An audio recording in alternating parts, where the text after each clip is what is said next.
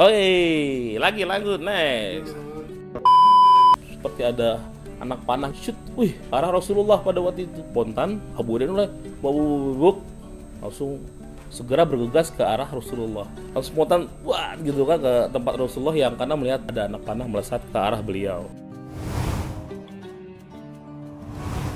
Akhirnya benar, ternyata pada saat sampai ke tempat Rasulullah berada, karena pada waktu itu juga Rasulullah juga kondisinya terkepung dan kritis ya, karena terus didesak, terus dikepung oleh kaum kafir Quraisy itu. Abu Ubaidah tuh melihat wajah Rasulullah tuh berumulan darah. Nah, darah itu mengucur dari, di sini disebutkan terkena 2 pecahan perisai. Jadi kalau zaman dulu kan pakai namanya perang ya, karena perang itu kena itu, jadi ada yang misalkan itu kena tombak, ada juga kena pedang. Nah, patah besinya itu patah. Serpihan itu kena ini, nempel di wajah Rasulullah dan itu berlumuran darah. Pada saat itu gak berapa lama kemudian Abu Bakar datang dan Abu Ubaidah ini minta izin kepada Abu Bakar supaya boleh mencabut serpihan dari besi itu, dan dia mencabutnya dengan giginya. Tapi nggak disebutin juga kenapa mesti dicabut dengan giginya, mungkin karena keras juga ya, terlalu keras gitu. Akhirnya dicabut dengan giginya itu. Ada 2 pecahan itu ya. Nah, pecahan pertama dicabut, terus habis itu giginya copot 1.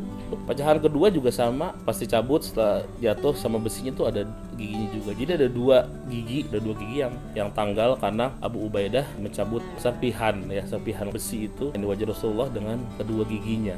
Gara-gara inilah akhirnya Abu Ubaidah punya ciri itu. Tadinya giginya biasa, cuma akhirnya karena cabut perisai gigi itu, akhirnya dia menjadi sahabat dengan gigi yang ompong bagian depannya. Nah, kayak gitu ceritanya.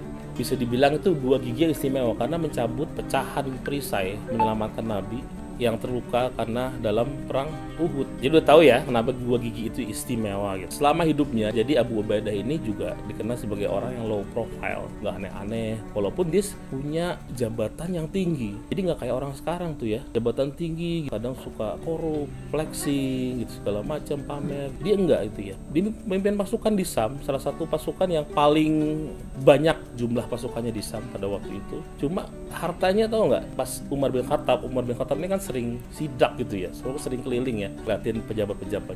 Pada saat dia main ke rumahnya Abu Ubaidah ini, hanya melihat pedang, perisai, dan pelana unta. Nggak ada tuh yang lain-lain gitu. Itu kayak kebutuhan dasar banget ya pada saat itu. Dan Umar tidak melihat ada peralatan lain. Waktu ditanya, kenapa kok cuma segini, padahal kan bisa beli yang lain, dia bilang gini jawabannya, wahai Amirul Mukminin, ini sudah cukup membuatku nyaman. Sesimpel itu orangnya. Abu Ubaidah lah, sahabat Nabi yang giginya ompong di depannya gitu. Itu kisah tentang Abu Ubaidah.